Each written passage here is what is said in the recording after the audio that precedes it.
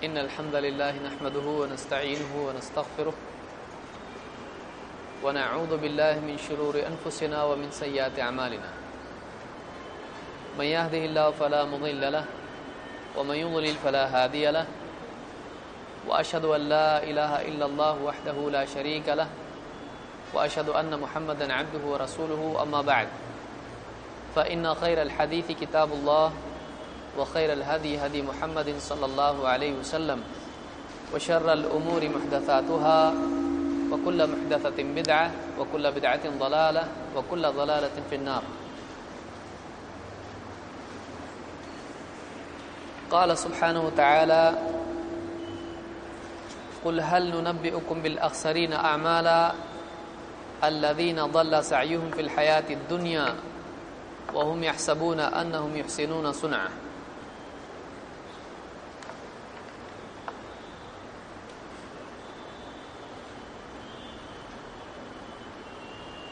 پچھلا جو دروس کا سلسلہ ہمارا چل رہا تھا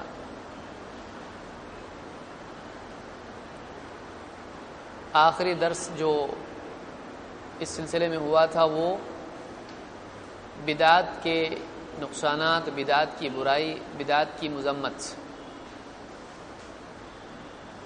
اس موضوع پر آخری درس ہمارا ہوا تھا. اور اس سے آگے مزید تفصیل بدعت کے بارے میں اس درس میں ہم دیکھیں گے کہ بدعت کے بارے میں بہت سے لوگوں کے شبہات ہوتے ہیں، ڈاؤٹس ہوتے ہیں، اور علم کی کمی کی وجہ سے آدمی دو میں سے ایک غلطی کرتا ہے بدعت کے معاملے میں. اس کو یاد رکھنا بہت ضروری ہے. دو میں سے ایک غلطی کرتا ہے، یا تو وہ کسی ایسی چیز کو جو کہ بدعت ہے یہ سمجھ لیتا ہے کہ یہ بدعت نہیں ہے،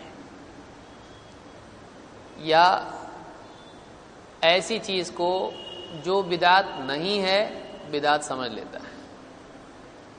علم کی کمی کی وجہ سے بہت ممکن ہے کہ دو میں سے غلطی آدمی کرے،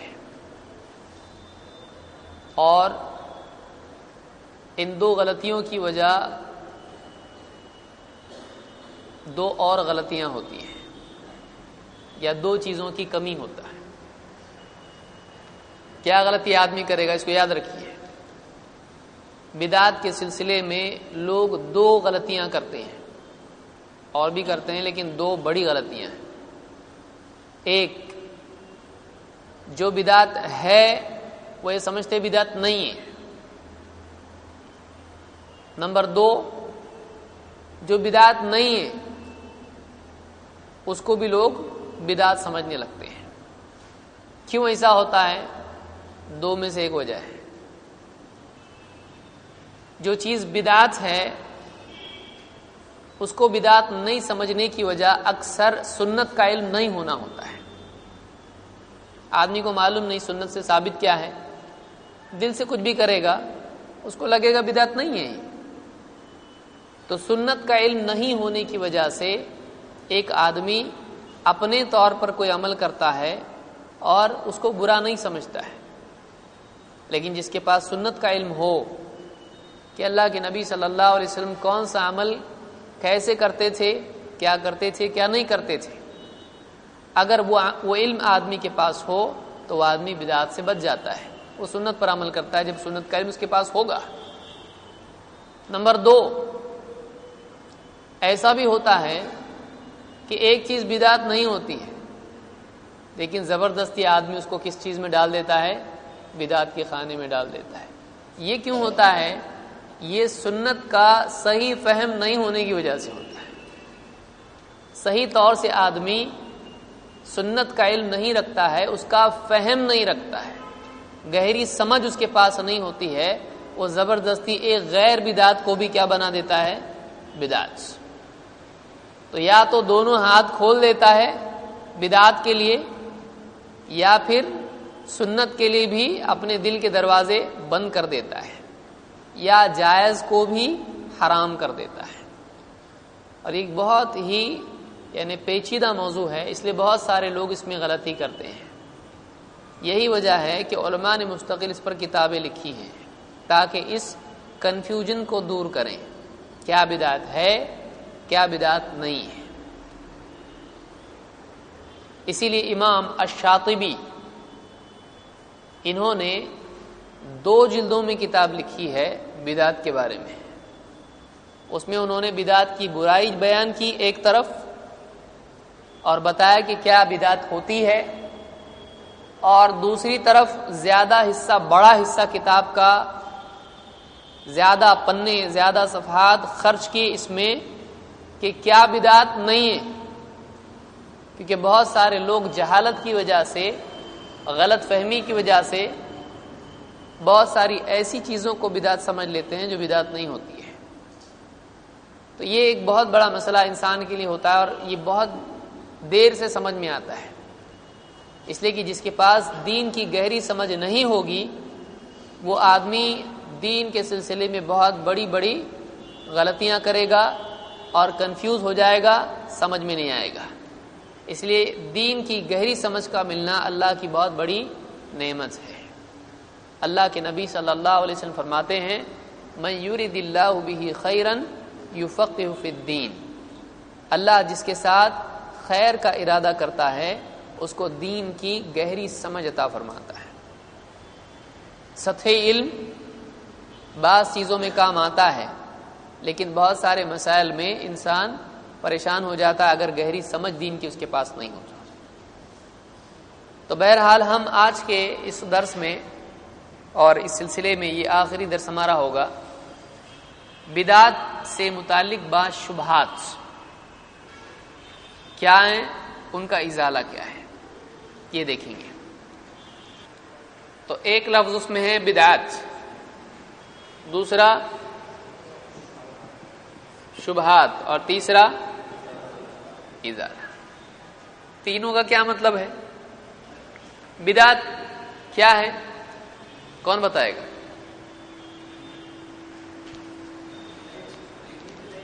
بدعت ہے نا، اور کیا ہے؟ بدعت کیا ہے؟ دین میں ابن منظور کیا کہتے ہیں؟ نیچے نہیں دیکھنے کا اور اوپر بھی نہیں دیکھنے کا. اللہ پڑھ کے نہیں آئے نا آپ لوگ؟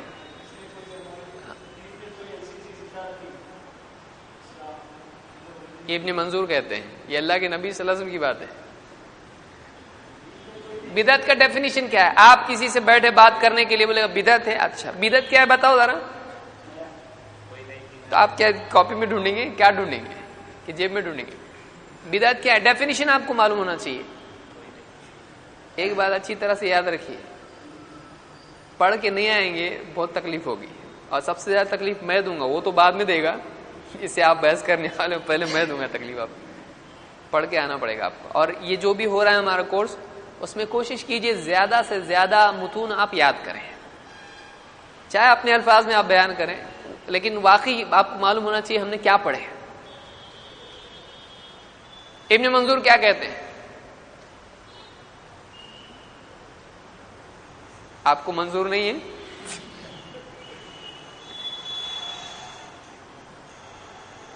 ہاں ایسا ہے، دین میں کوئی نئی چیز ایجاد کرنا. اور کچھ ہے اس میں؟ کوئی چپکے سے دیکھ رہا ہوں. ہاں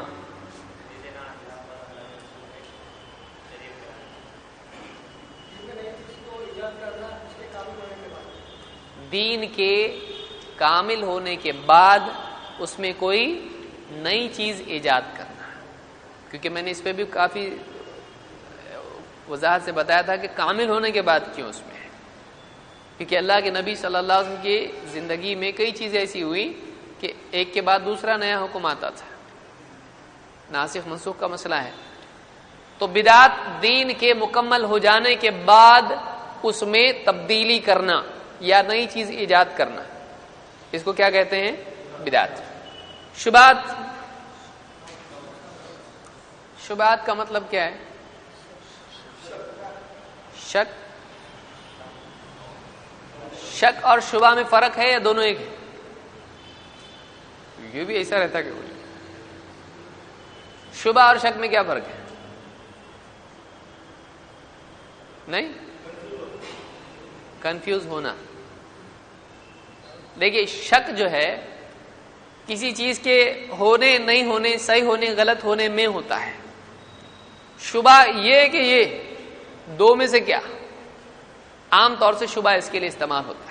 شبہ بھی شک کی طرح استعمال ہو سکتا ہے، لیکن شبیہ ہم کہتے ہیں تشبیہ سملیرٹی کے لیے ہوتا ہے. جب دو چیزوں میں سے ایک فرق کرنا مشکل ہو جائے تو عام طور سے کنفیوژن کے میننگ میں بھی شبہ استعمال ہوتا ہے. لیکن شک جو ہوتا ہے وہ کیا ہے؟ اس کے بارے میں یقین کا نہ ہونا ہوتا ہے. تو شک اور شبہ میں تھوڑا فرق ہوتا ہے. تو بدعت سے متعلق کیا ہے؟ شبہات، کنفیوژن، ڈاؤٹس. اور ازالہ اس کو دور کرنا، ہٹانا، اس کو ہٹانا. تو جو اس موضوع کو سمجھ گئے آپ کیا ہے کہ بدعت کے بارے میں لوگوں کے کچھ کنفیوژن ہیں. وہ جو بدعت نہیں ہے اس کو بدعت سمجھ لیتے ہیں، جو بدعت ہے اس کو بدعت نہیں سمجھتے ہیں. تو بدعت ہے کہ نہیں ہے؟ یا بدعت ایسا بدعت نہیں رہتا ہے، ایسا بدعت رہتا ہے. کنفیوژن سے بہت سارے سمجھ میں نہیں آتا ان کو صحیح کیا ہے غلط کیا ہے، اور اس کو ہم کو کیا کرنا ہے؟ اس کا ازالہ کرنا ہے، اس کو ہٹانا ہے. ٹھیک ہے، تو ہم دیکھیں گے کیا ڈاؤٹس ہیں. سب سے پہلے جو آیت میں نے پڑھی اس سے پہلے بھی ہم اس کو تقریباً 2 مرتبہ پڑھ چکے ہیں، ایک علم کے درس میں اور ایک بدعتی کے درس میں. قل هل ننبئکم بالاخسرین اعمالا، اللہ تعالیٰ فرماتا ہے قل هل ننبئکم، اے نبی آپ کہیے کیا ہم تم کو بتائیں اعمال کے اعتبار سے سب سے زیادہ گھاٹے میں کون ہیں؟ الذین ضل سعیہم فی الحیات الدنیا، یہ وہ لوگ ہیں جن کی کوششیں دنیا میں ضائع ہو گئی. ضل ضائع ہو جانا، چوک جانا، غلط نتیجے پہ پہنچانا. وَهُمْ يَحْسَبُونَ أَنَّهُمْ يُحْسِنُونَ صُنْعًا، اور وہ اسی بھرم میں پڑے رہے کہ ہم کوئی اچھا کام کر رہے ہیں. تو بدعتی کا معاملہ یہی ہوتا ہے کہ اس کو سمجھ میں نہیں آتا ہے کہ میں کیا کر رہا ہوں، بدعت. اسی لیے بدعت کے بارے میں علم نہیں ہونے سے اکثر آدمی بدعت میں مبتلا ہوتا ہے. اسی لیے بدعت کے بارے میں جو شبہات ہیں ان کو دور کرنے سے واضح ہو جائے گا کیا بدعت ہے کیا نہیں ہے. ایک آدمی بدعت میں کیوں پڑتا ہے؟ اس کو نہیں معلوم ہوتا یہ بدعت ہے، یا وہ بدعت کو دین سمجھتا ہے، یہ جائز سمجھتا ہے. بہت سارے لوگ غلط کیا ہے اس میں، برا کیا ہے، تو ان کو سمجھ میں نہیں آتا اس میں برا ہے. تو یہ برائی سمجھ میں آنا ضروری ہے. اس لیے ہم کو دیکھنا ضروری ہے کہ وہ کیا علم ہے جس سے فرق معلوم ہو جائے کیا بدعت ہے، کیا سنت ہے، کیا جائز ہے. بعض لوگ پنکھے بھی بدعت ہے، پھر ایک دم یعنی مرنے مارنے پہ آ جاتے لوگ، ایک دم پھر کچھ بھی حرام کرنا شروع کر دیتے ہیں. تو بدعت کا علم ضروری کیوں ہے؟ سنت کیا ہے سمجھ میں آئے، بدعت کیا ہے سمجھ میں آئے، اور جائز کیا ہے سمجھ میں آئے. کیا ہم جائز کو حرام قرار دے سکتے ہیں؟ نہیں. کوئی چیز جائز ہے اس کو حرام کر سکتے ہیں؟ نہیں. بدعت کو دین میں داخل کر سکتے ہیں؟ نہیں. سنت کا انکار کر سکتے ہیں؟ نہیں. فرق ہم کو معلوم ہونا چاہیے، یہ سنت ہے، یہ بدعت ہے، یہ جائز ہے. نہ سنت ہے نہ بدعت ہے. آلو کھانا کیا ہے؟ اب کوئی آدمی بول سکتا ہے آلو کھانا ثابت ہے؟ نہیں، بدعت. کسی کے خالو اگر بولنے لگے اس کو کہ آلو حرام ہے، کیوں؟ بدعت ہے، تو کیا اس کو تسلیم کیا جائے گا؟ اب بدعت کا کنفیوژن اس کو ہے کہ صحیح ہے، آلو کھانا کدھر ثابت ہے؟ بتاؤ حدیث میں آیا؟ تم ہی ہمیں ہمیشہ بولتے ہیں نا حدیث میں ہے کیا، حدیث میں ہے کیا، تو یہ حدیث میں نہیں ہے. تو اس کا مطلب کیا ہو گیا؟ ابھی یہ کیا ہے؟ اس کا ڈاؤٹ ہے، کنفیوژن ہے. اس کو فرق کرنا آ رہا نہیں ہے کہ کس کو بدعت ماننا چاہیے کس کو نہیں. اور دین میں ہوتی ہے بدعت یا دنیا میں ہوتی ہے، تو کنفیوژن بہت سارے لوگوں کے ہوتے ہیں. یہ واضح اگر نہیں ہوا آدمی کو، اچھا آدمی ڈوب جائے گا، اور ڈوبے بہت سارے لوگوں نے جائز چیزوں کو حرام کر دیا، بہت سارے لوگوں نے بدعات کو جائز قرار دے دیا ہے، تو یہ واضح ہونا ضروری ہے۔ آئیے دیکھتے ہیں کہ کیا شبہات ہیں لوگوں کے اور کیا ازالہ ان کا ہے۔ Number 1، doubt.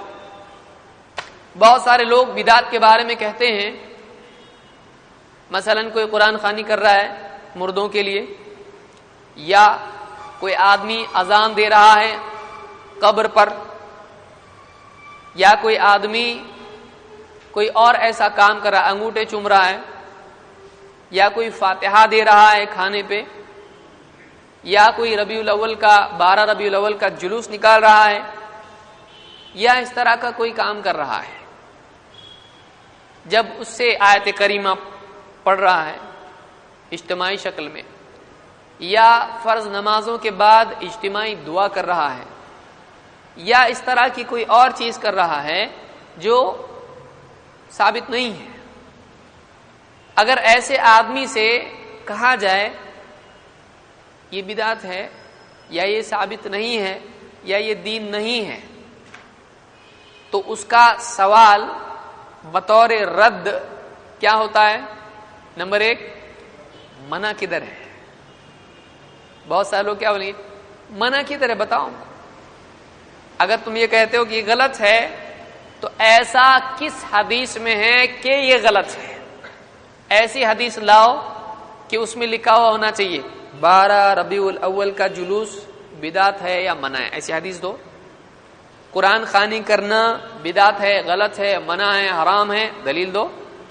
تو بہت سارے لوگ بدعات کے سلسلے میں کہتے ہیں کہ اس کے بارے میں کوئی حدیث منع کی نہیں ہے، کوئی آیت منع کی نہیں ہے، تو جو قرآن میں منع نہیں ہے، جو حدیث میں منع نہیں ہے، وہ تمہارے منع کیسا کیا ہو گیا ہے؟ تم کو کیا حق پہنچتا ہے کسی چیز کو منع کرنے کا؟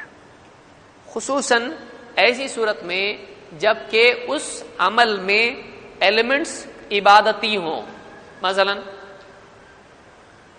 12 ربیع الاول کے جلوس میں کیا ہے؟ اسلام کے نعرے ہیں، اس کے اندر لوگ نبی صلی اللہ علیہ وسلم کی یاد بنا رہے ہیں، خوش ہو رہے ہیں نبی کی پیدائش پر، اور نبی کی محبت کی وجہ سے نکلے ہیں، تو یہ کچھ اچھی چیزیں ہیں اس کے اندر، لیکن ان کا ٹوٹل کیا ہو گیا؟ ڈینجر ہو گیا، ان کا ٹوٹل غلط ہو گیا۔ اگرچہ اس کے اجزاء صحیح ہیں، قرآن خوانی میں کیا ہو رہا ہے؟ قرآن پڑھ رہے ہیں، مٹھائی کھا رہے ہیں، مٹھائی تقسیم ہو رہی ہے، دعا کر رہے ہیں، اگرچہ ان میں سے ہر جز اچھا ہے، قرآن پڑھنا اچھا، مٹھائی کھانا اچھی بات ہے، کوئی مسئلہ نہیں اس کے اندر، اللہ کے نبی صلی اللہ علیہ وسلم کو میٹھا پسند تھا، آپ صلی اللہ علیہ وسلم کو میٹھا پسند تھا، اچھی بات ہے، اور دعا کرنا ایک اچھی چیز ہے، دعا دین میں اصل چیز دعا ہے، عبادت کی اصل دعا ہے۔ تو بہت سارے لوگ جو ہیں خصوصاً ایسے معاملات میں جس کے اجزاء عبادتی ہیں، ان کو ٹوٹل کر کے کوئی ایسا نیا عمل ایجاد کرتے ہیں، اور سمجھ نہیں آتا ان کو یہ غلط کیسے ہو سکتا ہے، قرآن پڑھنا غلط کیسے، سورہ فاتحہ پڑھنا فاتحہ میں غلط کیسے، آیت کریمہ پڑھنا غلط کیسے، نبی کی محبت میں خوش ہونا، نبی کی پیدائش پر خوش ہونا برا کیسے ہو سکتا ہے؟ اور یہ منع کدھر ہے؟ منع نہیں ہے نا، تو پھر منع کیوں کر رہے ہو تم لوگ؟ تو پہلا ڈاؤٹ جو ہوتا ہے وہ یہ ہوتا ہے کہ منع کدھر ہے؟ منع کی دلیل نہیں ہے۔ اس میں ایک بات یاد رکھیے، جب بھی ایسا سوال آپ کو پیدا ہو، کوئی ایسا سوال کرے، ایک منع ہوتا ہے اسپیسیفک، یعنی خاص منع ہو کہ یہ منع ہے، نام لے کے منع ہو، اور ایک منع ہوتا ہے اجمالی جو کہ شامل ہو تمام چیزوں کو۔ جیسے اگر کوئی حاکم یا کوئی مالک یا کوئی بھی بڑا کہے کوئی اندر مت آؤ، اب کوئی حضرت باہر کھڑے ہیں، بولے میرا نام تو محمد ہے، میرا نام کوئی نہیں ہے، تو نام لے کے تھوڑی کہا ہے کہ محمد کو اندر مت آنے دو، تو مت آ اندر، نام لیے میرا نہیں، ان کے جملے میں بتاؤ میرا نام کدھر ہے.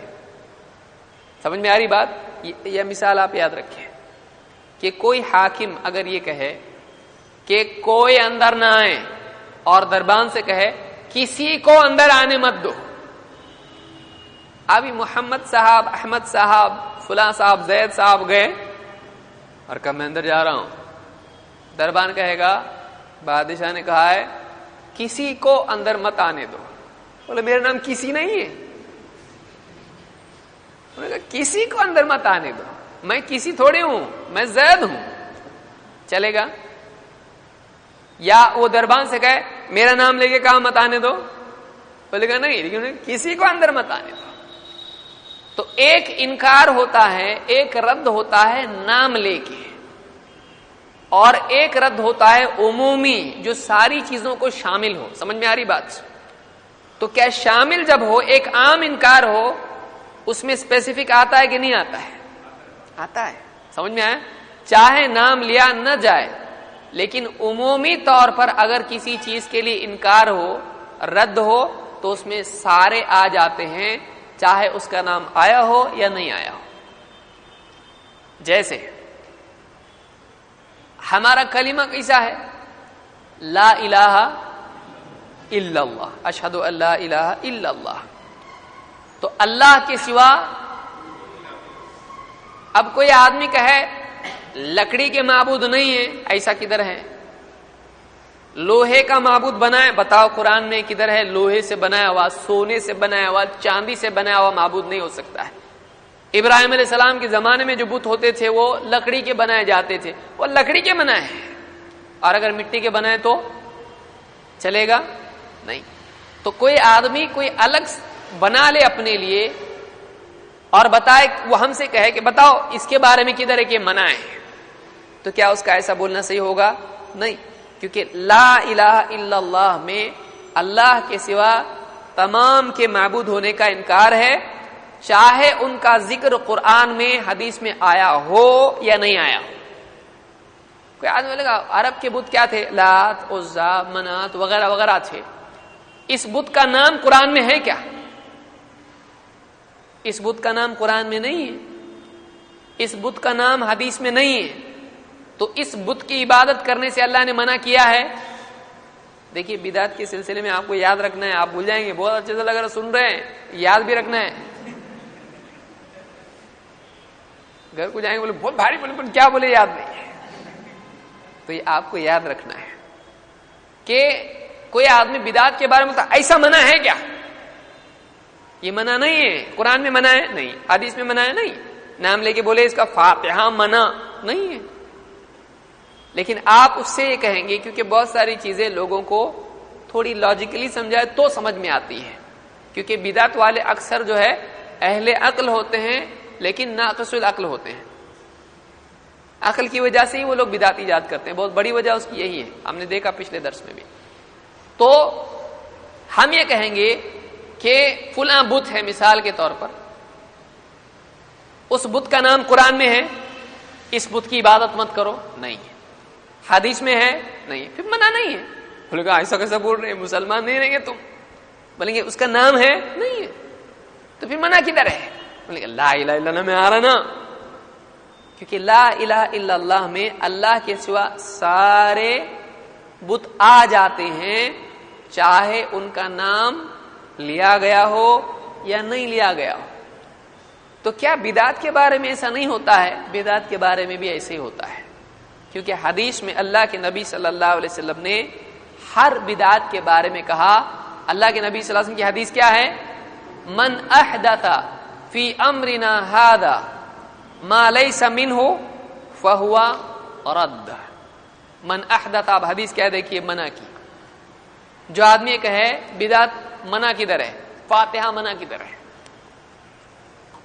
من احدث فی امرنا ھذا ما لیس فیہ منہ فہو رد. فیہ کا بھی لفظ حدیث میں آیا ہے اور منہ کا بھی لفظ حدیث میں آیا ہے. ایک روایت میں فیہ ہے، ایسے میں نے دیا ہوں یہاں پہ، بخاری کی روایت میں کیا ہے؟ ما لیس فیہ، اور مسلم کے الفاظ میں کیا ہے؟ ما لیس منہ فہو رد۔ اس حدیث کو اب اس پس منظر میں سمجھے۔ کئی بار آپ نے حدیث سنی ہوگی، ایک بار اور اس کو سنیے۔ من کا مطلب جو کوئی، تو بولے تو بڑے عالم نے نکالے ہوئے، حدیث میں کیا ہے؟ من، جو کوئی۔ بولے مفتی ہیں یہ بدعت نکال سکتے ہیں؟ تو جاہل نکالا تو غلط ہوتا، مفتی نکالا تو صحیح ہے؟ نہیں۔ من، جو کوئی، احدث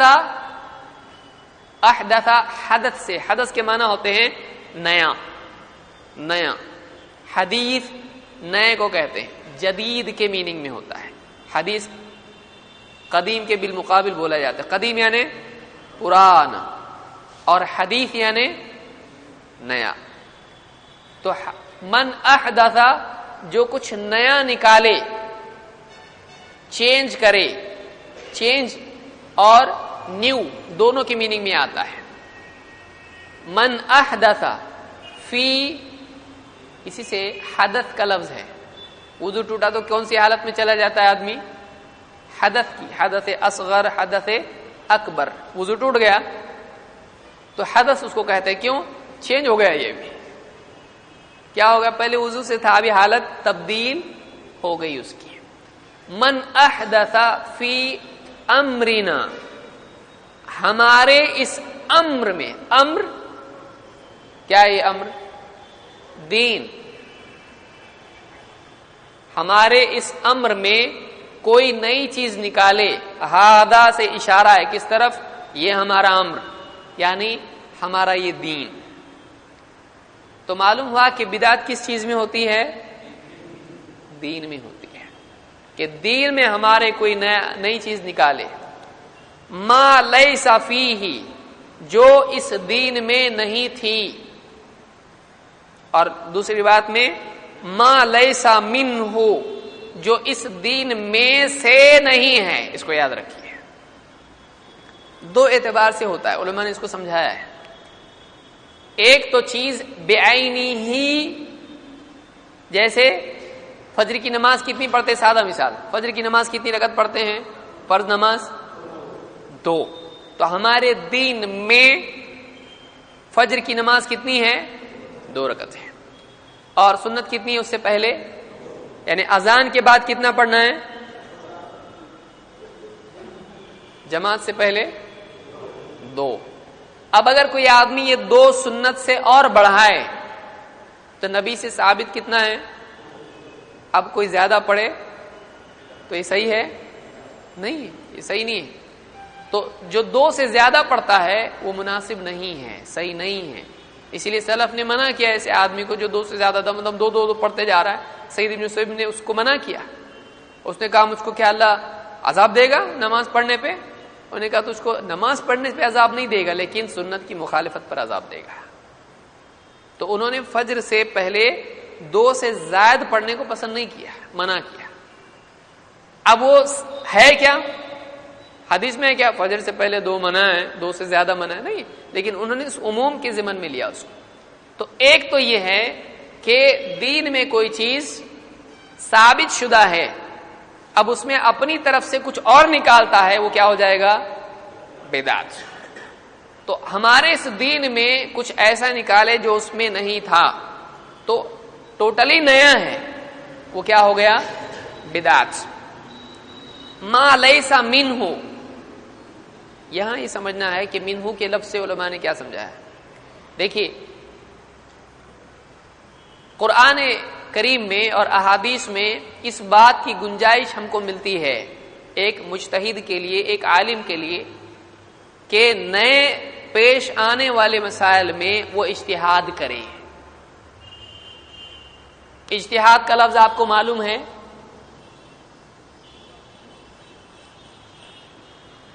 مثال کے طور پر گٹکا حلال ہے کہ حرام ہے؟ قرآن میں ہے گٹکتن حرام کو جس طرح سے عربی میں ہے گ ہے ہی نہیں ہے کہ نہیں؟ تو یہ لفظ قرآن میں ہے، حدیث میں ہے نہیں، گٹکا کمپنی تھی نہیں کبھی. تو اب کوئی آدمی گٹکا کے بارے میں کچھ بولتا ہے، کچھ بول ہی نہیں سکتا ہے، کیونکہ نہ قرآن میں گٹکے کا ذکر ہے نہ حدیث میں گٹکے کا ذکر ہے. اور میرے علم کی حد تک چاروں اماموں کے زمانے میں بھی گٹکا کمپنی کوئی نہیں تھی. تو اب ایسے جو مسائل ہوتے ہیں جو بعد کے دور میں پیش آتے ہیں، ان مسائل میں حلال اور حرام، جائز ناجائز، صحیح غلط کا فتویٰ عالم کو دینا پڑتا ہے. اب اس صورت میں عالم کو کیا کرنا پڑتا ہے؟ قرآن و سنت میں اس کی اصل تلاش کرنی پڑتی ہے، جواز کے اعتبار سے یا حرمت کے اعتبار سے یا کسی اور اعتبار سے، کہ یہ چیز صحیح ہے یا غلط ہے. تو قرآن کریم میں، احادیث میں، اللہ کے نبی صلی اللہ علیہ وسلم کے دور میں کتاب و سنت میں غور کر کے اس مسئلے کا حل نکالنا پڑتا ہے، یہ جائز ہے ناجائز ہے، فتویٰ اس کو دینا پڑتا ہے. جیسے بہت سارے معاملات ہیں، آج انشورنس ہے مثال کے طور پر. اس زمانے میں انشورنس کرتے تھے، کوئی کمپنی تھی انشورنس کی نہیں، لیکن آج وہ مسئلہ ہے. آج ملٹی لیول مارکیٹنگ ہے، اس زمانے میں تھی ایسی کوئی، ابو جہل کی کوئی ملٹی لیول مارکیٹنگ تھی ایسی کہ تو اتنے آدمی بنا میں تجھ کو اتنا دوں گا، کچھ بھی نہیں تھا اس زمانے میں. آج نئے دور میں، اور ہر زمانہ جیسے جیسے دور آگے بڑھتا جائے گا بہت سارے نئے مسائل آئیں گے. اس زمانے میں یہ مسئلہ تھا چاند پہ گئے تو نماز میں رخ کدھر کرنے کا، کعبہ تو ہے نہیں وہاں پہ. اس زمانے میں مسئلہ تھا یہ نہیں، لیکن آج لوگ چاند پہ جانے کی بات کر رہے ہیں اور یہ ڈسپیوٹڈ ہے گئے کہ نہیں گئے، ٹھیک ہے گئے مان کے چلتے ہیں، جا سکتے ہیں. پلین میں جاتا ہے آدمی، پلین میں نماز کدھر پڑھے، منہ کدھر کرے. یہ مسئلہ اس زمانے میں تھا نہیں تھا. اس کو اب کیا کرنا پڑے گا؟ قرآن و سنت میں غور کر کے اس کے کہیں نہ کہیں اس کی اصل تلاش کرنی پڑے گی. اس کو اچھے سے سمجھ لیجئے، اگر اس کی اصل کتاب و سنت میں موجود ہے اور اجتہاد اس کے مطابق ہے تو صحیح ہے، ورنہ غلط ہے. صحیح ہے؟ یا گٹکے کے بارے میں کچھ بول ہی نہیں سکتے ہیں. گٹکے کے بارے میں علماء نے کیا کہا؟ نمبر 1، یہ مضر و مہلک ہے، ہلاک کرنے والا ہے. اور سگریٹ ہے، تمباکو ہے، اس میں فضول خرچی ہے، ہلاکت ہے، بدبو ہے. ان تینوں وجہ سے یہ چیز کیا ہے؟ حرام ہے. اور بعض لوگوں نے کہا اس میں ایک کک بھی ہوتی ہے، اس میں نشہ جیسا ہوتا ہے، اگرچہ یہ خمر کی طرح نہیں ہوتا ہے لیکن ایڈکٹیو ہوتا ہے. تو کچھ لوگوں نے یہ بھی شامل کیا، اگرچہ وہ اتنی بڑی وجہ ہمارے لیے وہ نہیں ہے. یہ مضر ہلاکت، مہلک ہے، ہلاک کرنے والا ہے. اللہ نے قرآن میں کہا وَلَا تُلْقُوا بِأَيْدِيكُمْ إِلَى التَّهْلُكَةِ، اپنے آپ کو ہلاکت میں مت ڈالو. تو اس اصل کے تابع علماء نے اس کو کیا کہ ہلاکت کے اس میں آ رہا ہے. اس میں فضول خرچی ہے، ان المبذرین کانوا اخوان الشیاطین، فضول خرچی کرنے والے شیطان کے بھائی ہیں. ہم کو شیطان کا بھائی بننا ہے، شیطان کا دشمن بننا ہے ہم کو. ان الشیطان لکم عدو فاتخذوہ عدوا. تو معلوم ہے شیطان کی دشمنی فرض ہے. کیا سنت ہے کہ نفل ہے؟ فرض ہے. شیطان سے دشمنی کرنے کا حکم اللہ نے دیا ہے، شیطان کو دشمن بنانے کا حکم دیا ہے. اس کا دوست نہیں، بھائی بننا جائز ہوگا؟ تو یہ کیا ہوا؟ حرام. فضول خرچی حرام ہے. تو اب یہ کیا ہو رہی؟ اگر چاہے گٹکا کے ضمن میں ہے یہ آیتیں کہ گٹکا کے بارے میں آئی ہیں آیتیں، نہیں، یہ کسی اور پس منظر میں ہے. لیکن گٹکا، تمباکو، بیڑی، سگریٹ سب اس کے ضمن اس سے جڑا ہوا ہے کہ نہیں ہے؟ تو اس سے اس کا تعلق جڑا ہوا ہے. تو ما لیسا منہ میں یاد رکھیے کہ کوئی چیز اگر قرآن و سنت پر مبنی ہے، اس پہ ڈیپینڈ ہے، اس سے نکالی گئی ہے تو وہ بدعت نہیں ہوگی. لیکن اگر اس کا تعلق کسی بھی اعتبار سے نہیں ہے اس سے تو وہ بدعت ہو جائے گی. سمجھ میں آ رہا ہے؟ کوئی آدمی بولے کہ مثال کے طور پر بہت سارے لوگ شبہات اس میں پیدا کرتے ہیں کہ مدرسے سب بدعت ہیں. کیوں؟ اس لیے کہ اللہ کے نبی صلی اللہ علیہ وسلم کے زمانے میں مدرسے تھے نہیں تھے. اب اتنے سارے جو مدرسے ہیں وہ سب کیا ہو گئے کہ صرف یہ مدرسے کی شکل موجود نہیں تھی، اس لیے سب کے سب بدعت. لیکن اگر یہ حدیث صحیح نہیں سمجھی آدمی کو تو دیکھیے میں نے شروع میں کیا کہا جائز کو بھی حرام کر دے گا اور بدعت کو بھی دین میں داخل کر دے گا. دو میں سے ایک مصیبت میں مبتلا ہو جائے گا. یا تو اتنا آزاد ہو جائے گا کہ بدعتوں کو بھی ویلکم، یا پھر اتنا زیادہ متقی ہو جائے گا کہ جو جائز ہے اس کو بھی اپنے اوپر حرام کرنا شروع کر دے گا. شکر حرام، کیونکہ شکر کی فیکٹری اس زمانے میں تھی نہیں. جب فیکٹری نہیں تھی تو شکر کہاں تھی؟ تو شکر بھی حرام ہے. تو اس طرح سے اتنا زیادہ وہ فلٹر اتنا بڑا ہوگا کہ کچھ بھی پھر اس میں داخل ہی نہیں ہوگا. ہر چیز حرام ہو جائے گی، ہر چیز بدعت ہو جائے گی. تو بہت سارے لوگ کنفیوز ہوتے پھر مدرسہ جب تھا نہیں تو جائز کیسا کیا؟ تو دیکھیے ما لیسا، اللہ کے نبی صلی اللہ علیہ وسلم کیا فرمایا کہ جو ہمارے اس دین میں کوئی ایسی چیز نکالے جو اس میں نہیں تھی، یا جو اس میں سے، منہ کا مطلب یہ ہوتا ہے، فیہ اور منہ کا کیا مطلب ہے؟ من ہوتا ہے میں سے، اور فی کا مطلب ہوتا ہے میں. اب یہ عربی آپ کو جتنی اچھی سمجھے گی اتنا اچھا آپ کو یہ بات سمجھے گی. دیکھیے جیسے وَمِمَّا رَزَقْنَاهُمْ يُنْفِقُونَ، اللہ نے کیا فرمایا کہ جو رزق ہم نے ان کو دیا ہے اس میں سے خرچ کرتے ہیں. آیت کیسی ہے وہ؟ وَمِمَّا رَزَقْنَاهُمْ يُنْفِقُونَ. اب یہاں پر جو مما ہے اصل میں یہ ہے وَمِن ما، ایسا ہی ہے. وَمِمَّا رَزَقْنَاهُمْ دونوں طرف سے لکھ سکتے ہیں. وَمِمَّا رَزَقْنَاهُمْ، لیکن عربی میں اس کو کیا کیا جاتا ہے؟ جوڑ دیا جاتا ہے، اور اس کو کیسا لکھتے ہیں؟ وَمِمَّا، ایسا لکھتے ہیں. تو یہ ہے وَمِمَّا رَزَقْنَاهُمْ. تو جو ہم نے بطور رزق ان کو دیا ہے اس میں سے تھوڑا نکال کے خرچ کرتے ہیں. یعنی اس کی اصل کیا ہے؟ جو اللہ کا رزق ہے اس میں سے وہ ہے. یا جگہ کے اعتبار سے آتا ہے من المسجد الحرام الی المسجد الاقصی، مسجد حرام سے مسجد اقصی تک اللہ نے سفر کروایا، پھر اس کے بعد آسمان. تو من میں سے کے لیے آتا ہے. اور فی کا مطلب کیا ہوتا ہے؟ میں. جیسے آپ اس وقت کیا ہیں، آپ کو فون آیا، کہاں ہیں؟ تو آپ کیا کہیں گے؟ فی المسجد، مسجد میں ہوں. تو اس میں موجود ہے، اور ایک اس میں سے نکالا گیا ہے. تو استنباط جو ہوتا ہے، استنباط کی گنجائش اس حدیث سے ثابت ہوتی ہے. جو قرآن اور سنت سے مستنبط ہو بدعت نہیں ہوتا ہے. اس کو اچھی طرح سے یاد رکھیے.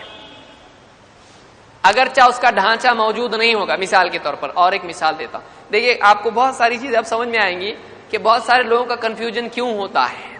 مثلا تراویح کی نماز جماعت سے پورا رمضان. اب اس کو اچھی طرح سے سمجھ لیں تو اس مسئلے کو سمجھنا آسان ہوگا. تراویح کی نماز کو ہم ایک مثال بنا کے اس اصول کو سمجھنے کی کوشش کرتے ہیں. عمر رضی اللہ تعالیٰ عنہ کا جملہ نعمت البدعۃ ہذہ، یا نعم البدعۃ ہذہ، یہ کتنی اچھی بدعت ہے. اس سے لوگ بولتے ہیں دیکھو بدعت جائز ہے، اور بعض لوگ اس جملے کی وجہ سے یہ بدعت اس کو قرار دیتے ہیں. لیکن کیا واقعی وہ بدعت ہے اور وہ جائز ہے، مستحب ہے، کیا ہے؟ اس کو ہم کو سمجھنے کی کوشش کرنا ہے. اس کو اچھے سے سمجھیے. اللہ کے نبی صلی اللہ علیہ وسلم کے زمانے میں آپ صلی اللہ علیہ وسلم، اب اس کو سٹیپ بائی سٹیپ سمجھیے اور ہر بات میری یاد رکھیے. بیچ میں اگر جھپکی آئے گی تو گئے کام سے. اگر جھپکی آئی تو سمجھنے کا ڈبکی، تیرتے تیرتے جھپکی آئی تو کیا ہوتا؟ ڈبکی. اللہ کے نبی صلی اللہ علیہ وسلم اپنی زندگی میں رمضان ہو غیر رمضان ہو رات میں قیام کرتے تھے. وہ رات کی نماز تھی. تراویح کا لفظ تب تھا نہیں، یہ بات کا لفظ ہے. ہم کو کوئی ٹینشن نہیں اس سے، اس لیے کہ الفاظ کے نام وغیرہ سے کوئی مسئلہ پرابلم پیدا نہیں ہوتا ہے. اصطلاحات میں معروف مسئلہ ہے، علماء اس پہ متفق ہیں کہ اصطلاحات میں کوئی جھگڑا نہیں ہے. ایک چیز کو کوئی آدمی ایک نام دے، دوسری کو دوسرا نام دے، کوئی جھگڑا نہیں ہوتا، اس میں کوئی مسئلہ نہیں ہوتا ہے۔ تراویح کے کئی نام ہیں، صلاۃ اللیل، قیام اللیل، قیام رمضان، اس طرح سے تراویح بہت سارے نام ہیں، کوئی مسئلہ نہیں اس کے اندر، تو یہ جھگڑے میں کبھی پڑنا نہیں۔ اللہ کے نبی صلی اللہ علیہ وسلم رمضان اور غیر رمضان میں رات میں 11 رکعت نماز پڑھتے تھے، اور آپ کی نماز کیسی ہوتی تھی؟ اکیلے، آپ اکیلے گھر میں پڑھتے تھے، عائشہ لیٹی رہتی تھی، آپ نماز پڑھتے تھے، آپ کے ساتھ کوئی ہوتا نہیں تھا، عام معمول آپ کا انفرادی پڑھنے کا تھا۔ لیکن کبھی آپ کے ساتھ کوئی شریک بھی ہو جاتا تھا۔ ابن عباس حضرت میمونہ رضی اللہ تعالیٰ کے گھر میں ٹھہرے، رشتہ دار تھے، بچے تھے، آپ صلی اللہ علیہ وسلم نماز کے لیے اٹھے، نماز شروع کی، ابن عباس آ کے شریک ہوئے نماز میں، جماعت ہوئی، لیکن یہ شکل کیسی تھی؟ اکیلے نے شروع کی اور دوسرا شریک ہو گیا۔ ایک صحابی حذیفہ رضی اللہ تعالیٰ غالباً تھے، مسجد میں آپ پڑھ رہے تھے کہ وہ گھر میں تھی، اب یہ مسجد میں ہوئی، آپ نماز پڑھ رہے تھے مسجد میں، صحابی آپ کے ساتھ شریک ہوئے، بقرہ، نساء، آل عمران، لمبی نماز آپ نے پڑھی، پریشان ہو گئے صحابی، تو یہ نماز بھی کیا ہوئی؟ آپ نے پڑھنا شروع کی، ساتھ میں آ کے مسجد میں صحابی شریک ہوئے، یہ مسجد میں جماعت ہوئی، لیکن اس میں بھی شکل کیا ہے؟ آپ نے شروع کی، کسی نے جوائن کیا، لیکن جماعت ہوئی۔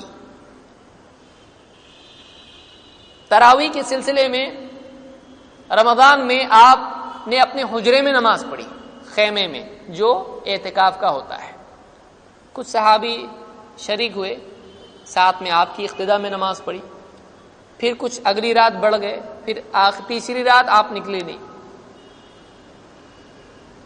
آپ نے بعد میں کہا کہ مجھ پر چھپا نہیں تھا تمہارا رات میں جمع ہونا، لیکن میں ڈرا کہیں تم پر یہ فرض نہ ہو جائے، تو آپ کو معلوم تھا جماعت میں لوگ آپ کے ساتھ ہیں، آپ نے منع کیا نہیں، تو آپ کا اقرار اس پہ تھا، لیکن آپ ڈرتے تھے کہ کہیں فرض نہ ہو جائے، اس لیے آپ نے ایک رات آپ نہیں نکلے۔ ایک روایت میں آپ نے تیسری رات میں اپنے گھر والوں کو، یعنی اپنی بیویوں کو اور خواتین کو جمع کیا، اپنے اہل و عیال کو بھی جماعت کے لیے جمع کیا، اور صحابہ کو بھی اس میں جمع کیا۔ اس روایت سے ایک اور ایڈیشنل بات معلوم ہوتی ہے، وہ یہ کہ آپ صلی اللہ علیہ وسلم نے خود اپنے حکم سے صحابہ کو جمع کیا، یعنی یہ نہیں کہ آپ پڑھ رہے تھے اور لوگ جمع ہو گئے آپ کے ساتھ، آپ نے خود اپنے حکم سے لوگوں کو کیا کیا؟ جماعت کے لیے جمع کیا۔ اب اس میں کئی چیزیں ثابت ہوئی۔ نمبر ایک، جماعت رمضان میں آپ کے حکم سے مسجد میں لوگوں کو جماعت کے لیے جمع کیا گیا، لیکن اس کے بعد پھر آپ صلی اللہ علیہ وسلم نے کہا کہیں فرض نہ ہو جائے، اس وجہ سے اس کو جاری نہیں رکھا۔ یہی سلسلہ انفرادی نماز پڑھنے کا یا جماعت الگ الگ، ایک جماعت نہیں، الگ الگ جماعتیں بنا کے ایک مسجد میں یہاں جماعت، وہاں جماعت، اس طرح سے آپ صلی اللہ علیہ وسلم کے زمانے میں بھی ہوتا تھا اور بعد میں بھی ہوتا تھا، لیکن وہ ایک رات تھی آپ صلی اللہ علیہ وسلم کی جس میں ایک امام کے پیچھے سارے صحابہ نے نماز پڑھی آپ صلی اللہ علیہ وسلم کے حکم سے۔ کتنی راتیں تھیں وہ؟ ایک رات تھی۔ بعد میں کیا ہو گیا؟ آپ جماعت ختم، ایک جماعت ختم، پھر الگ الگ لوگ جماعت بنانے لگے، سینٹرل جماعت نہیں تھی، کسی ایک آدمی کے ساتھ 2-4 لوگ ہیں، کسی کے ساتھ 10-12 لوگ ہیں، کوئی اکیلا پڑھ رہا ہے، چلتا تھا مسجد میں اس طرح سے۔ ابو بکر صدیق رضی اللہ تعالیٰ کے زمانے میں یہی رہا، عمر رضی اللہ تعالیٰ کے زمانے میں، ابتدائی زمانے میں یہی رہا۔ پھر ایک رات عمر رضی اللہ تعالیٰ عنہ نے ارادہ کیا اور انہوں نے کہا کیسا اچھا ہوگا کہ اگر ان سب کو ایک قاری کے پیچھے جمع کیا جائے، اور انہوں نے ایسا کیا۔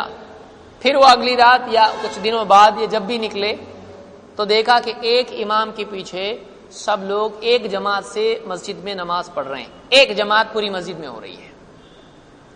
حضرت عمر نے کیا کہا؟ کیسی اچھی بدعت ہے یہ جملہ گولڈن جملہ ہو گیا بہت سارے لوگوں کے لیے بدعت ایجاد کرنے کے لیے۔ اب انہوں نے کیا کیا؟ اس جملے کو لے کر یہ کہا کہ دیکھو یہ عمل بدعت ہے، تو بدعت دین میں نکال سکتے ہیں. دو پرابلم ہو گئے.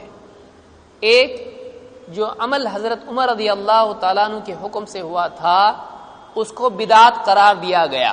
ایک پہلی غلطی بڑی. نمبر دو، لازمی نتیجہ، جب حضرت عمر نے کرے وہ بدعت ہے تو بری ہو سکتی کیا؟ نہیں. تو بری نہیں تو بدعت کیسی ہے؟ اچھی ہے. تو اچھا، دین میں دو قسم کی بدعت رہتی ہے. کون سی؟ ایک اچھی اور دوسری بری. اچھی کون سی؟ جو اچھی رہتی. بری کون سی؟ جو بری رہتی. تو ہم جو کر رہے ہیں فاتحہ دے رہے ہیں اور جو ہم لوگ آیت کریمہ کر رہے ہیں، قرآن خوانی کر رہے ہیں وغیرہ وغیرہ وغیرہ، یہ کیا ہے؟ سب کی سب اچھی بدعت ہے. تو بدعت کا ایک دروازہ کھل گیا حضرت عمر کے عمل کو بدعت قرار دینے کی وجہ سے. لیکن وہ لوگ سمجھے نہیں اس کو واقعی یہ کیا ہے. آئیے دیکھتے ہیں حضرت عمر رضی اللہ تعالیٰ نے جو کہا وہ کیا تھا. اس کو اچھے سے سمجھ لیجیے، اس لیے کہ یہ سمجھا تو سمجھنے کا سمجھ گیا. نمبر ایک، حضرت عمر نے کیا کیے؟ رمضان کے مہینے میں، نمبر ایک رمضان کا مہینہ. دو، ایک قاری کے پیچھے ایک جماعت. تین، پورا مہینہ، پورا مہینہ اہتمام اس کا. یہ تین چیزیں ہوئی. رمضان کے مہینے میں ایک قاری ایک جماعت اور پورا مہینہ جاری. اس میں سے کیا چیز تھی جو اللہ کے نبی صلی اللہ علیہ وسلم کے زمانے میں تھی اور کیا چیز نہیں تھی؟ رمضان میں جماعت تھی، ایک قاری کے پیچھے ایک جماعت آپ صلی اللہ علیہ وسلم میں خود کیے تھے. تو یہ دو چیزیں تو نکل گئیں. بچا گیا پورا رمضان ایک جماعت نہیں ہوئی. اب یہ ما لیس منہ کے ضمن میں آتا ہے کہ نہیں آتا ہے؟ یعنی منہ وہ ہے کہ نہیں ہے؟ پورا مہینہ اللہ کے نبی صلی اللہ علیہ وسلم کا جماعت نہیں بنانا، اس کی دو میں سے ایک وجہ ہو سکتی ہے، اور وجہ حدیث میں خود موجود ہے. دین میں کوئی چیز اللہ کے نبی صلی اللہ علیہ وسلم اگر نہیں کرتے ہیں اور کوئی چیز کرتے ہیں تو دو میں سے ایک وجہ ہوتی ہے. ایک یہ کہ آپ نے اتفاقی طور پر ویسا کیا، ایک یہ کہ آپ صلی اللہ علیہ وسلم نے ارادے سے ویسا کیا. مثلا مغرب کی نماز کتنی رکعت ہیں؟ 3. اتفاقی طور پر 3 پڑھ لیے، ایسا ہے؟ نہیں. 3 کا کیا ملتا ہے ہم کو؟ اہتمام. 3 سے نہ کم ہے نہ 3 سے زیادہ ہے. تو معلوم ہوا کہ یہ عدد کیا ہے؟ متعین ہے. یہ نمبر کیا ہے؟ فکس نمبر ہے یا کم زیادہ چلتا اس میں؟ فکس ہے. تو کوئی نمبر اگر فکس ہے تو اس کا مطلب یہ ہے کہ واقعی دین ہے، اس میں کمی زیادتی کی جا سکتی ہے نہیں. لیکن کوئی آدمی دیکھے اللہ کے نبی صلی اللہ علیہ وسلم نے فلاں صاحب کو اتنی کھجوریں صدقے میں دیں، فلاں کو آپ نے اتنے درہم یا دینار صدقے میں دیے. اب کوئی آدمی بولے گا اتنا ہی صدقہ رہتا، اس سے زیادہ بھی بدعت ہے، اس سے کم بھی بدعت ہے. صحیح ہے؟ نہیں ہے، کیونکہ وہ عدد کوئی متعین ہے نہیں ہے، وہ عدد متعین نہیں ہے.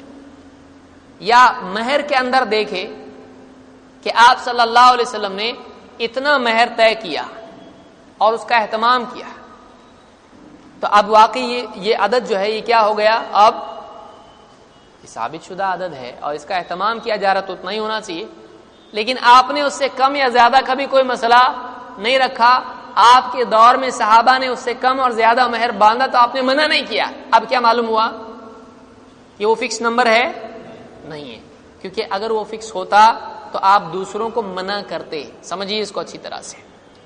تو اب معلوم ہوا کہ یہ عدد مستحب ہے، اچھا ہے، لیکن اس کے علاوہ کیا ہے؟ جائز ہے. سمجھ میں آ رہی بات؟ تو اب اللہ کے نبی صلی اللہ علیہ وسلم کا کسی عدد کو اختیار کرنا بطور لازم بھی ہو سکتا ہے، بطور مستحب بھی ہوتا ہے اور بطور اتفاق بھی ہوتا ہے. کہ کوئی آدمی کہے فلاں سفر میں اللہ کے نبی صلی اللہ علیہ وسلم نے اتنے قدم آپ چلے، مسجد سے آپ کا گھر اتنے ڈسٹنس پہ تھا، اپنا گھر اتنا ہی ڈسٹنس پہ بنانا چاہیے. ایسا بولنا صحیح ہوگا؟ نہیں. آپ نے فلاں سفر میں اونٹ پہ سواری کی، فلاں سفر میں آپ نے گھوڑے پہ سواری کی، فلاں اس میں آپ گدھے پر بھی سوار ہوئے. کوئی آدمی اس طرح سے لازم کر لے نہیں ایسا ہی کرنا چاہیے، کیا ایسا ہی ہوگا؟ نہیں. تو ایک آدمی کے لیے یہاں دیکھنے کی چیز یہ ہے کہ یہ جو 3 راتیں تھیں، کیا آپ صلی اللہ علیہ وسلم نے 3 ہی راتیں عبادت کرنا چاہیے اس اعتبار سے کیا تھا، یا کوئی اور وجہ اس کی تھی؟ 3 کے بعد نہیں پڑھنے کی وجہ کیا تھی؟ معلوم ہوا کہ کوئی رکاوٹ تھی اور پڑھنے میں. یہ نہیں کہ 3 ہی پڑھنا چاہیے، بلکہ 3 سے زیادہ پڑھنے کی تمنا تھی، لیکن ڈر بھی تھا. اور اس تمنا پر کیا غالب آ گیا؟ ڈر. کوئی بولے گا تمنا کیسے تھی؟ ہم بولے اللہ کے نبی صلی اللہ علیہ وسلم کا کسی چیز کو کرنا اس کے پسندیدہ ہونے کی دلیل ہے کہ نہیں ہے؟ آپ نے لوگوں کو جمع کیا تو اچھی چیز کے لیے جمع کیا، غلط تھا اس لیے جمع کیا. جماعت، ایک امام کے پیچھے جماعت بنانا اچھی چیز ہے کہ بری ہے؟ کیسا معلوم پڑا اچھی ہے؟ آپ نے اس پر عمل کیے اور آپ نے لوگوں کو جمع کیا تو ایک اچھی چیز تھی، تبھی آپ نے اس پر جمع کیا. تو معلوم ہوا جماعت کیا ہے؟ اچھی چیز ہے. اور جو ایک رات اچھی چیز ہے رمضان میں، وہ ساری راتوں میں اچھی، کیونکہ رمضان میں پورا رمضان قیام ہوتا ہے. لیکن آپ ڈرے، کیا ڈرے؟ کہ کہیں یہ چیز فرض نہ ہو جائے، تو آپ نے اس کے بعد وہ چیز ترک کر دی. تو معلوم ہے پورا رمضان نہیں کرنے کی وجہ کیا تھی؟ اس پر دوام نہیں ہونے کی وجہ کیا تھی؟ ایک اور وجہ تھی، ایکسٹرنل ریزن تھا کہ کہیں یہ چیز فرض نہ ہو جائے. فرض کیسا ہوتا تھا؟ اللہ کی طرف سے وحی آتی تھی اور وہ چیز فرض ہو جاتی تھی. نبی کے بعد وحی آتی ہے. حضرت عمر کے زمانے میں کیا یہ ڈر باقی تھا؟ اب دیکھیے حضرت عمر رضی اللہ تعالیٰ نے اجتہاد کیا. انہوں نے دیکھا کہ ایک چیز اللہ کے نبی صلی اللہ علیہ وسلم کو پسند تھی، اسی لیے آپ نے جماعت بنائی تھی، اور الگ الگ جماعتیں آپ کے دور میں بھی ہوتی تھیں، لیکن آپ نے جو دن نماز پڑھائی اس میں کتنی جماعتیں بنائی؟ تو معلوم ہوا بہتر کیا ہے؟ ایک ہے. تو یہ اس عمل سے معلوم ہوا بہتر ایک جماعت ہے. لیکن انہوں نے ساتھ میں یہ بھی دیکھا کہ اس زمانے میں آپ نے 3 سے زیادہ جماعتیں نہیں بنائی، 3 راتوں سے زیادہ نہیں پڑھی، لیکن یہ وجہ مجبوری کی وجہ سے تھا کہ فرض نہ ہو جائے. وہ مجبوری ختم ہوئی یا باقی ہے؟ ختم ہو گئی. تو اب سارے رمضان پڑھنے میں کوئی رکاوٹ ہے نہیں ہے. تو ان دونوں چیزوں کو انہوں نے جمع کیا. ایک طرف تو جماعت کا استحباب، جماعت اچھی ہے، یہ دیکھا آپ صلی اللہ علیہ وسلم کے عمل سے، آپ نے جمع کیا. 2، جماعت مسلسل بنانے میں رکاوٹ تھی، وہ ختم ہو گئی. رکاوٹ تھی وہ ختم ہو گئی. تو اس ختم ہونے کی وجہ سے دیکھا جب اچھا ہے اور رکاوٹ ختم ہو گئی تو ہمیشہ کرنا چاہیے اور رمضان بھر کرنا چاہیے. تو انہوں نے پورے رمضان کے لیے کیا کر دیا؟ جماعت قائم کر دی. تو کیا یہ بدعت تھا؟ نہیں، اس لیے کہ یہ اصول یعنی دین کے مطابق تھا. اس کی اصل اللہ کے نبی صلی اللہ علیہ وسلم کے عمل سے لی گئی تھی. یہ اجتہاد تھا عمر رضی اللہ تعالیٰ عنہ کا، اور اس اجتہاد کی موافقت کی سارے صحابہ نے. اس کے صحیح ہونے کی مزید دلیل کیا ہے؟ صحابہ میں سے کسی نے کہا یہ بدعت ہے؟ نہیں ہے. لیکن لوگ لٹک گئے کس چیز سے؟ اس ایک جملے سے. اور ہمارے بعض لوگ سوچ کئی کو بولے ایسا بدعت بولنے نہیں ہوتے تو کتنا اچھا ہوتا ہے. کوئی نہ کوئی آدمی قرآن سے، حدیث سے، صحابہ کے اقوال سے، کہیں نہ کہیں سے جہاں ایک ڈاؤٹ فل چیز ہے جو کلیئر نہیں ہے اس کو اپنی گمراہی کے لیے دلیل ضرور بنائے گا. آپ دروازہ بند نہیں کر سکتے. تو حضرت عمر نے جو کہا وہ غلط نہیں کہا تھا، لیکن انہوں نے کہا تھا کہ یہ بدعت، بدعت کیوں بولے اس کو؟ بدعت 2 اعتبار سے ہوتی ہے. بدعت کے معنی کیا ہے؟ نئی چیز. کیا مسلسل رمضان میں جماعت بنانا نئی چیز نہیں ہے؟ آپ بولو ہے کہ نہیں ہے؟ لیکن کیا یہ نئی چیز اسلام کی بنیادوں پر قائم ہے کہ بدعت ہے؟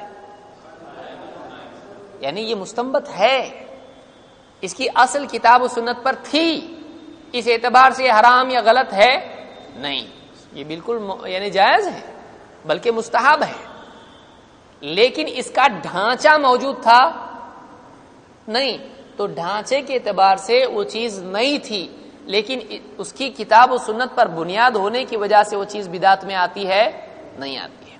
تو بدعت دو اعتبار سے ہوتی ہے، ایک شرعی اعتبار سے، ایک لغوی اعتبار سے۔ یہ کہاں سے لائے؟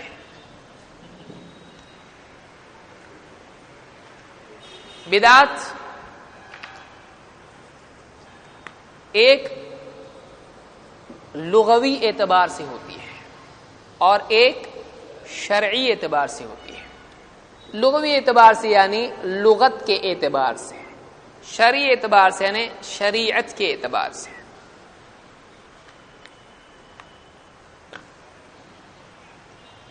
ڈکشنری کے اعتبار سے نیا ہے کہ نہیں ہے؟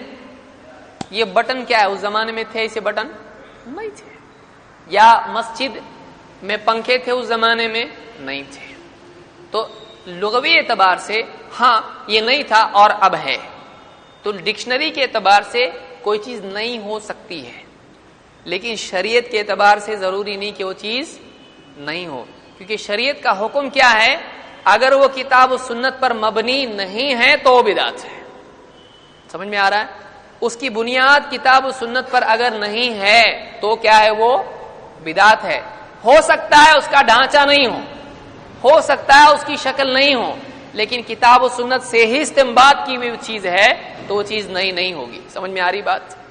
تو یہ اصل چیز ہے جس کو سمجھنا بہت ضروری ہے۔ مثال کے طور پر ایک مثال آپ کو دیتا ہوں، اگر کوئی آدمی، کوئی عالم صاحب ہیں، دیکھے پبلک کی طرف سے مطالبہ ہے کہ ہم کو درس لو، وہ عالم صاحب کہیں مجھ کو دیکھو اتوار کے دن سب کو چھٹی ہوتی ہے اور زیادہ سے زیادہ لوگ آ سکتے ہیں، تو اتوار کے دن فلاں وقت، کون سے وقت میں لوگ زیادہ رہتے ہیں؟ بولے مغرب تک تو سب فارغ ہو جاتے ہیں، شاپنگ واپنگ کر کے سب بیوی بچوں کو سب ٹھکانے لگا کے سب معاملہ ختم ہو جاتا ہے، سب کی تمنا ہے پوری، آپ فری ہو جاتے ہیں۔ کب فری ہوتے ہیں زیادہ زیادہ لوگ؟ مغرب بعد۔ تو اگر وہ عالم صاحب کہیں ٹھیک ہے اتوار کے دن مغرب بعد درس ہوگا، اب کوئی آدمی کھڑا ہو بولے کیا اللہ کے نبی صلی اللہ علیہ وسلم اتوار کے دن مغرب کے بعد درس لیتے تھے؟ اب عالم صاحب بولیں گے میرے کو تو نہیں ملا اس کوئی حدیث میں، بدعت۔ اب آپ بتائیے کیا یہ بدعت ہے؟ اس کو اچھے سے سمجھنا بہت ضروری ہے، کیونکہ دوسروں کے لیے ڈر کیا ہے کہ جو چیز بدعت ہے اس کو دین مانیں گے، اور ہمارے لیے ڈر کیا ہے؟ جو چیز جائز ہے اس کو بدعت کے خانے میں ڈال دیں گے۔ دعوت کے معاملے میں کیا اللہ کے نبی صلی اللہ علیہ وسلم نے کوئی وقت طے کیا ہے کہ فلاں وقت ہی درس ہونا چاہیے، فلاں وقت حدیث بتائی جائے، فلاں وقت قرآن بتایا جائے، فلاں وقت ایسا درس دعوت دینا چاہیے، 3:05 پہ دعوت دینا چاہیے؟ کیا اللہ کے نبی صلی اللہ علیہ وسلم نے کوئی دن اور کوئی وقت دعوت کے لیے طے کیا ہے؟ سمجھ میں؟ قرآن میں اللہ نے کیا فرمایا؟ وَذَكِّرْ إِن نَفَعَتِ الذِّكْرَى، نصیحت کیجئے اگر نصیحت مفید ہو، اگر کسی نصیحت سے کسی کو فائدہ ہوتا ہو نصیحت کیجئے۔ تو اب اس میں قاعدہ کس پر رکھا گیا؟ نصیحت کے مفید ہونے پر۔ اسی لیے اللہ کے نبی صلی اللہ علیہ وسلم جب لوگ، مثال کے طور پر لوگ حج کے لیے جمع ہوتے تھے، مشرکین حج کا وہاں پہ یعنی لوگ بیت اللہ کے پاس آتے تھے، خیمے ڈالتے تھے، آپ جاتے تھے خیموں میں اور لوگوں کو دعوت دیتے۔ کیوں؟ وہ موقع ہے، وہ موقع ہے۔ اسی طرح سے ایک یہودی جو آپ کی خدمت کیا کرتا تھا لڑکا بیمار پڑ گیا، آپ صلی اللہ علیہ وسلم موقع دیکھ کے اس کے پاس گئے، اس کو دعوت دی۔ اسی طرح سے ابو طالب کا آخری وقت آیا، آپ صلی اللہ علیہ وسلم موقع دیکھ کر ابو طالب کے پاس گئے اور کلمے کی تلقین کی۔ تو دعوت میں یہ دیکھا جاتا ہے کہ دعوت میں اس وقت فائدہ ہو سکتا ہے، اس موقع کو استعمال کیا جاتا ہے۔ سمجھ میں آ رہی بات؟ اب ضروری نہیں ہے کہ اللہ کے نبی صلی اللہ علیہ وسلم سے وہ چیز ثابت ہو، ایک عمومی قاعدہ بیان کیا گیا ہے کہ اگر فائدہ ہوتا ہے تو کرو، لیکن دعوت عبادتی تعبدی امور میں سے نہیں ہے، دونوں میں فرق ہے۔ دعوت کا تعلق بندوں سے ہے، دعوت کا تعلق، مثال کے طور پر کوئی مسکین آ گیا آپ کے پاس، اب آپ یہ دیکھیں گے کہ یہ مسکین ہے، حاجت مند ہے، اب آپ کے پاس پیسہ ہے، آپ نے اس کو دے دیا۔ اب کوئی آدمی بولے 100 کی نوٹ تھی کیا اس زمانے میں؟ 100 کی نوٹ دینا ثابت ہے؟ نہیں ثابت ہے۔ یا فلانے دن صدقہ کرنا ثابت ہے کیا؟ اللہ کے نبی صلی اللہ علیہ وسلم نے جمعہ کو صدقہ کیے، جمعرات کو کیے، تو ایسا اگر کوئی آدمی کرتا ہے تو یہ بے وقوف ہے۔ کیوں؟ اس لیے کہ صدقے کا تعلق حاجت مند سے ہے، نہ کہ کوئی دن طے کیا جائے گا۔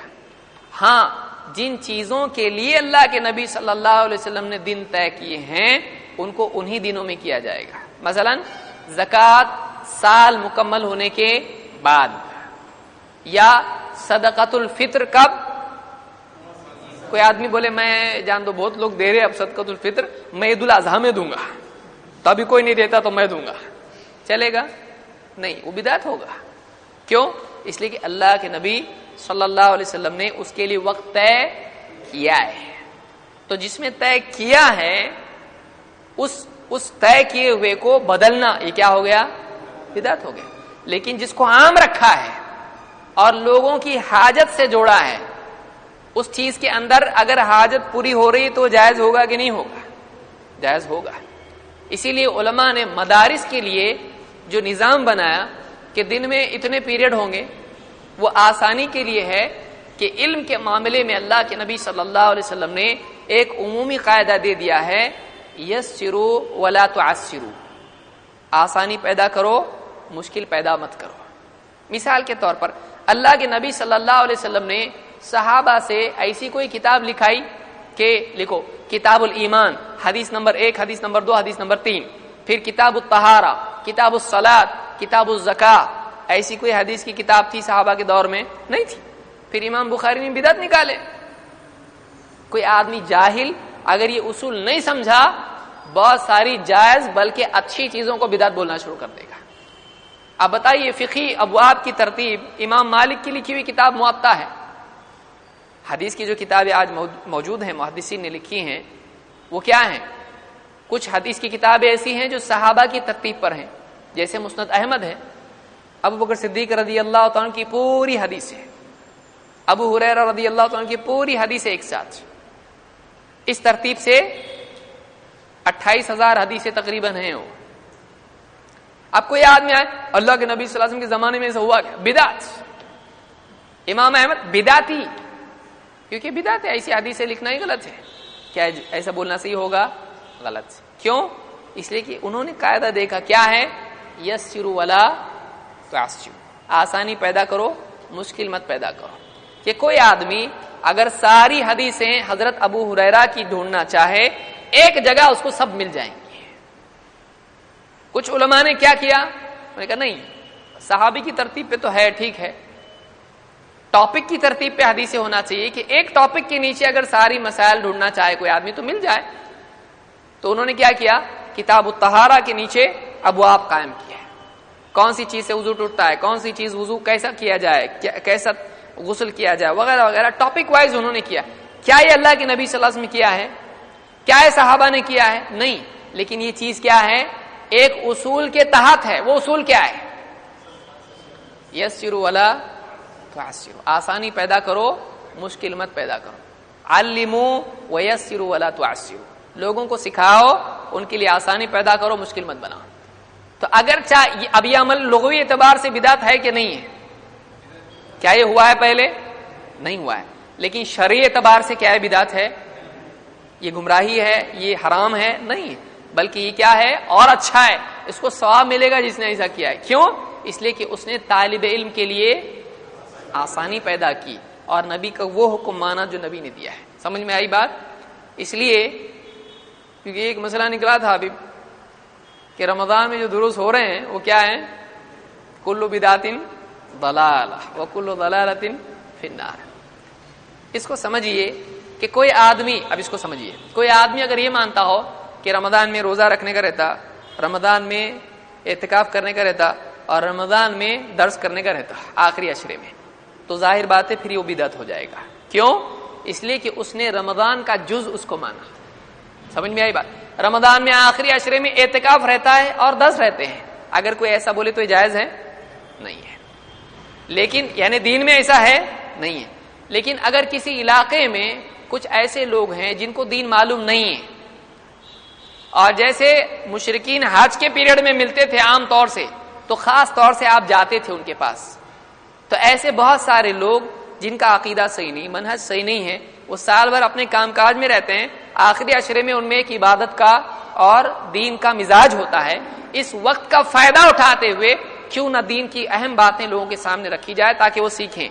اس بات کو وذکر ان نفعت الذکری، نصیحت کرو اگر نصیحت کا فائدہ ہوتا ہو۔ اس اصول کے تحت اگر ایسے علاقوں میں جہاں نئے لوگ زیادہ ہوں اگر یہ فائدہ اٹھایا جائے اس وقت کا، تو یہ کیا ہے؟ یہ اچھی چیز ہے۔ لیکن ایسا علاقہ ہے جہاں پر سب کا عقیدہ صحیح ہے، منہج بھی صحیح ہے، سنتیں سب کو معلوم ہے، ایسے علاقے میں اگر آدمی ہو تو ایسے علاقے میں کہنا چاہیے اپنی اپنی عبادت کرو، تم کو کیا ضرورت ہے درس کی؟ کیونکہ وہ ماحول کیسا ہوگا؟ وہ مدینے جیسا ماحول ہوگا، کیونکہ مدینہ میں صحابہ کو سمجھانے کی ضرورت تھی زیادہ، وہ عقیدہ سمجھ چکے تھے، منہج سمجھ چکے تھے، ان کو سنت بدعت سب معلوم تھا۔ اب ان کو کیا تھا؟ عبادت کرو آپ۔ تو رمضان میں آپ اس طرح سے دروس وغیرہ نہیں کرتے تھے، اس لیے کہ ان کو ضرورت بھی تھی نہیں تھی۔ لیکن آج ہمارے معاشرے میں، خصوصاً یہاں کے معاشرے میں، کئی لوگ ہیں جن کو معلوم ہی نہیں صحیح کیا غلط کیا ہے، اور یہ لوگ ملتے کون سے پیریڈ میں ہیں؟ خاص طور سے رمضان میں ملتے ہیں۔ اس موقع کا فائدہ اٹھانے کے طور پر اگر دروس رکھے جاتے ہیں تو یہ کوئی بری بات نہیں ہے بلکہ ضرورت ہے، لیکن سب لوگ سدھر جائیں، یا کوئی ایسا علاقہ ہو جہاں پر لوگوں کے عقائد وغیرہ درست ہوں، کیا ان دروس کی وہاں ضرورت ہے؟ نہیں۔ وہاں ہم کیا کہیں گے؟ اور بولیں کوئی ضرورت نہیں، تم کو عبادت کرو اپنی ہے۔ سمجھ میں آ رہی بات؟ تو یہ موقع کے حساب سے ہے، یہ ایسا ہی ہے۔ اگر اس کو کوئی آدمی بدعت بولے تو پھر اس کو اتوار کے درس کو بھی بدعت بولنا پڑے گا، اور اس کو کیوں اتوار کا درس کیوں ہے؟ بولے عیسائیوں کا دن ہے، تو وہ لوگ اتوار کو چرچ میں جاتے، تم لوگ اتوار کو درس رکھ رہے ہیں، تم لوگ عیسائی کا عمل کر رہے ہیں، تو کیا بدعت ہوگا؟ نہیں۔ کیوں اتوار کو رکھا گیا؟ اتوار بڑا پیارا دن ہے، اس دن رکھا جائے، ثواب بہت ملے گا اس لیے رکھیں؟ نہیں، لوگوں کو چھٹی اتوار کو ہوتی ہے۔ سمجھ میں آ رہی بات؟ بدعت میں یہ فرق سمجھیں آپ اس کو، کہ ایک مصلحت کی وجہ سے کوئی وقت دعوت و درس کے لیے طے کیا جائے وہ بدعت ہوتا ہے نہیں، لیکن تقرب کے طور پر رکھا جائے، اتوار کا دن بڑا عظمت والا دن ہے اور مغرب کے بعد کا بڑا فضائل والا وقت ہے، اس وقت درس رکھا جائے، یہ بدعت ہے۔ سمجھ میں آئی بات؟ اسی طرح سے رمضان کے بارے میں کوئی کہے رمضان میں آخری عشرے میں درس کی بہت فضیلت آئی ہے، معلوم نہیں کدھر۔ تو اگر رمضان کا جز کوئی دروس کو مانے، اس لیے میں ہر رمضان میں اس کی تصریح کرتا آیا ہوں کہ یہ کوئی نہ سمجھے کہ رمضان کے آخری عشرے کا ایک حصہ دروس بھی ہے، ایسا نہیں ہے۔ جہاں ضرورت ہے وہاں کیا جائے، جہاں ضرورت ہے وہاں کوئی ضرورت نہیں ہے۔ سمجھ میں آئی بات؟ اس کی اللہ تعالیٰ ہم کو سمجھ عطا فرمائے۔ تو یہ یاد رکھیں، من احدث فی امرنا ھذا، جو ہمارے اس دین میں کوئی ایسی چیز نکالے جو اس میں یا اس میں سے نہیں تھی تو وہ بدعت ہے۔ اگر اس میں سے مستنبت ہے، اس میں سے اجتہاد کر کے لی گئی ہے، تو اس پر بدعت کا حکم لگ سکتا ہے؟ نہیں، کیونکہ وہ اجتہاد ہے، وہ استنباط ہے۔ ایسا صحابہ نے اور بعد میں علماء نے بہت سارے مسائل میں استنباط کیا، تو وہ استنباط بدعت نہیں ہوگا۔ جیسے مثال کے طور پر خلفاء نے بعد میں بہت ساری چیزیں کی، علماء نے بعد میں بہت ساری چیزیں کی۔ مثال کے طور پر قرآن کو جمع کرنا، آپ کو بہت ساری چیزیں سمجھ میں آ جائیں گی، بہت ساری چیزیں آپ کو سمجھ میں آ جائیں گی۔ صحابہ کا تراویح کی جماعت، یا اسی طرح سے عمر رضی اللہ تعالیٰ عنہ کا جو صف درست کرنے والے کو تنخواہ پہ رکھنا، یا اور بہت ساری سزائیں، یا بعد میں نماز ترک کرنے والے کو سزا مقرر کی گئی۔ نبی صلی اللہ علیہ وسلم کے زمانے میں کوئی تھی سزا؟ نمازی کے لیے، بے نمازی کے لیے کوئی سزا تھی؟ وہ بے نمازی تھا ہی نہیں وہاں پہ۔ لیکن بعد کے دور میں تقریباً تمام علماء نے بے نمازی کے لیے کچھ نہ کچھ سزا مقرر کی ہے، کیونکہ یہ بھی ایک گناہ ہے، تو کسی نے اس کو بدعت کہا نہیں کہا۔ تو بہت ساری چیزیں بعد میں ایسی ہوئی جو اجتہاد کر کے علماء نے فتوے دیے، تو اجتہاد بدعت ہوتا ہے نہیں، بشرطے کہ اس کا مدار کتاب و سنت پر ہو اور وہ اس کے مطابق ہو، اس کو یاد رکھیے، اس کے مطابق ہو، برابر فٹ بیٹھتا ہو۔ کچھ بھی اجتہاد کر کے کچھ بھی فتویٰ دیں گے تو چلے گا نہیں چلے گا، وہ اجتہاد خطا بھی ہو سکتا ہے اور ثواب بھی ہو سکتا ہے، صحیح بھی ہو سکتا ہے، غلط بھی ہو سکتا ہے۔ تو یہ بات اچھی طرح سے سمجھ لیں، کیا بدعت ہوتا ہے کیا نہیں، اس کو اور مزید تفصیل سے ہم دیکھیں گے۔ آج کی تفصیل زیادہ ہو گئی، کچھ لوگوں کے لیے بہت زیادہ ہو گیا ہوگا یہ، لیکن یہ سمجھنا بہت ضروری ہے، یہ بہت اہم بات ہے جس کو سمجھنا بہت ضروری ہے تاکہ ہم غلط چیزوں سے بچیں۔ تو اس حدیث کو ہم مزید انشاءاللہ اگلے درس میں دیکھیں گے، اور اگلا ہمارا جمعہ امتحان ہوگا۔ اب یہ بھی ثابت ہے، کوشچن پیپر صحابہ کو دیتے تھے آپ صلی اللہ علیہ وسلم نہیں، لیکن یہ کیا ہے، دینی مصلحت ہے، اس میں کوئی حرج نہیں ہے، کسی نے بھی اس کو بدعت نہیں کہا ہے۔